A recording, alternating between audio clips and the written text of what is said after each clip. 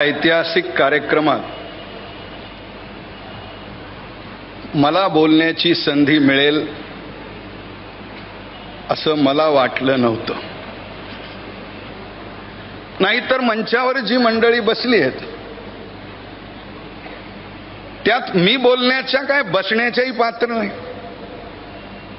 अटलजी आहेत, 6 वर्ष हिंदुस्थानचे पंतप्रधान होते, भारत सम्राट आहेत. बाळासाहेब आहेत, साऱ्या हिंदूंच्या हृदयाला अशी त्यांनी गवसणी घातली आहे की हिंदू हृदय सम्राट आहेत. जॉर्ज आहेत, कितीही पदं त्यांनी भूषवली असली तरी त्यांच्या मागे एकच शब्द लागतो म्हणजे तो बंद सम्राट आहेत. आजकाल त्यांनी मुंबई बंद केलं नसलं तरी पार्लमेंट बंद करत असल्यामुळं बंद सम्राट हा शब्द त्यांच्याबरोबर आजही लागू आहे. शरदरावांच्या रूपाने जाणते राजे इथे आहेत म्हणजे अजून एक सम्राट आहेत. बाबासाहेब पुरंदरेंच्या रूपाने शब्द सम्राट आहेत. इतक्या सम्राटात कुणीतरी सम्राज्ञी असली पाहिजे म्हणून स्वरसम्राज्ञी असलेल्या लताजी सुद्धा इथं बसलेल्या आहेत.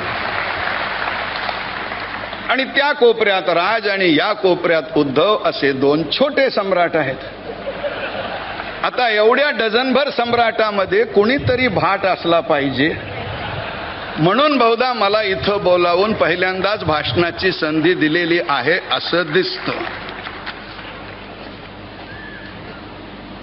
बाळासाहेबांचं हे जे चित्रचरित्र आहे हे या मंचावर बसलेल्या फक्त 3 लोकांनीच पाहिलंय. एक राज, कारण तोच याचा मालक आहे. दुसरे अटलजी आहेत, कारण प्रकाशक आहेत, कारण बा आपण काय प्रकाशित करतो हे आधी पाहिलं पाहिजे म्हणून त्यांनी मागितलं. तिसरा मी आहे, कारण आत्ता राजभवनात मी अटलजीला घ्यायला गेलो त्यावेळी ते पुस्तक तिथं पडलं होतं आणि म्हणून मी ते चोरून पाहिलं. आणि ते पाहिल्यानंतर मी एवढं सांगू शकतो की बाळासाहेबांची भीष्म प्रतिज्ञा होती, मी आत्मचरित्र लिहिणार नाही. आता पुष्कळ लोक भीष्म प्रतिज्ञा करतात, पण भीष्मानंतर आपली प्रतिज्ञा पाळणारा जर एक माणूस कोणी असेल तर ते बाळासाहेब ठाकरे. त्यांनी ती प्रतिज्ञा पाळली. परंतु राज त्यांचाच पुतण्या, त्यांनी त्या प्रतिज्ञेला बगल दिली. महाभारतात अशा पुष्कळ बगला आहेत पण तेवढा वेळ माझ्याजवळ नाही आहे. आणि अशी बगल दिली की त्यांनी सांगितलं की हे लिहायचं थोडंच आहे, हे बघायचं आहे. पण आपल्या सगळ्यांना माहित आहे, विशेषतः पत्रकारांना माहित आहे की एका चित्राचा परिणाम हा एका अग्रलेखापेक्षा किंवा हजारो शब्दांच्या लेखापेक्षा मोठा असतो. आणि म्हणून कोणीतरी पत्रकारांनी ज्यावेळी लिहिलं की 1000 रुपयाचं पुस्तक, हा आपला मराठी स्वभाव, मी राजला म्हटलं की ह्या पुस्तकाची किंमत 1000 रुपये तू इतकी कमी ठेवली आहे. आणि म्हणून मी एवढंच सांगू शकतो की राज जे करतो ते नेत्रदीपक असतं.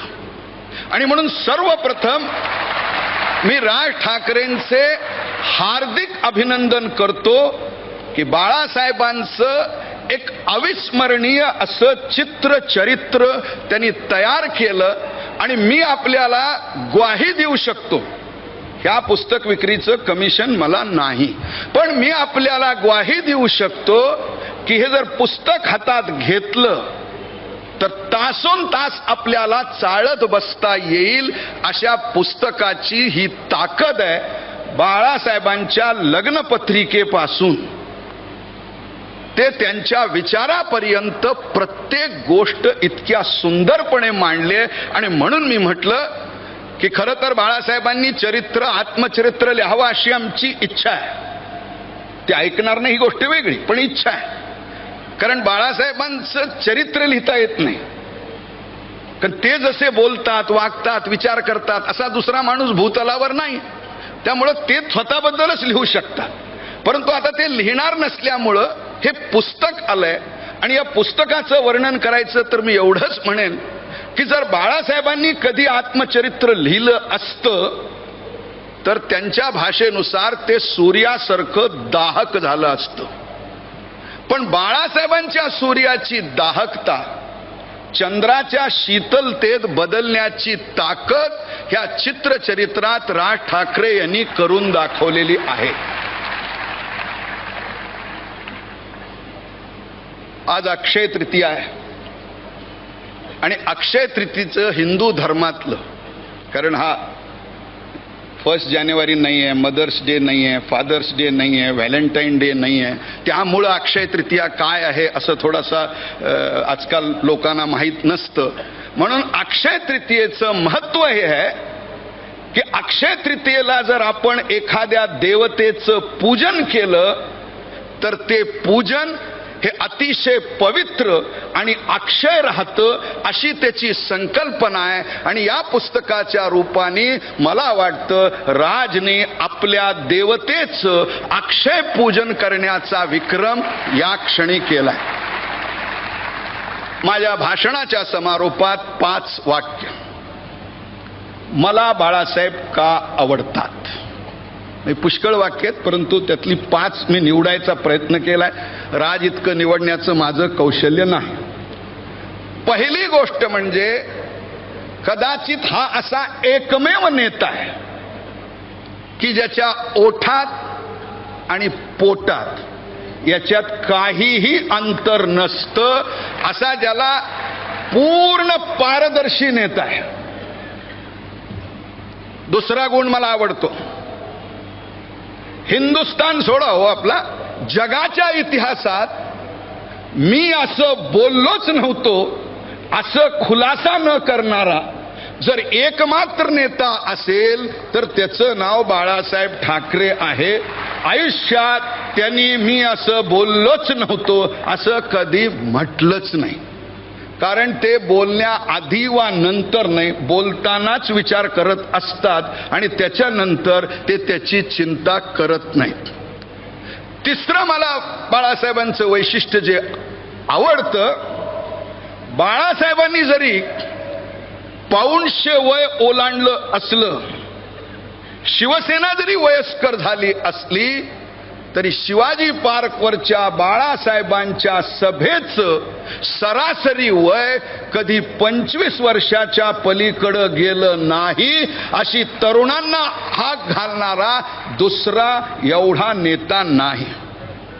चौथं, मराठी माणूस म्हणजे चुकून पुस्तक प्रकाशनाला एकत्र आपण आलो तर केवढी चर्चा सुरू झाली की कोण एकत्र आले. याचा अर्थ असा आहे की मराठी माणसं एकत्र येत नाहीत, पण मराठी माणूस एकत्र येऊ शकतो हे शिवसेना स्थापन करून दाखवण्याचा पराक्रम करणारा एकमेव नेता म्हणून मी बाळासाहेब मला आवडतात. आणि अंतिम, हिंदू म्हणजे किराणा दुकान. किराणा दुकानात सगळं मिळतं पण किराणा मिळत नाही. तसं हिंदुत्वात सगळे असतात पण हिंदू नसतो. हिंदू म्हणून कधीही मत देत नाही, तो जातीवर मत देतो.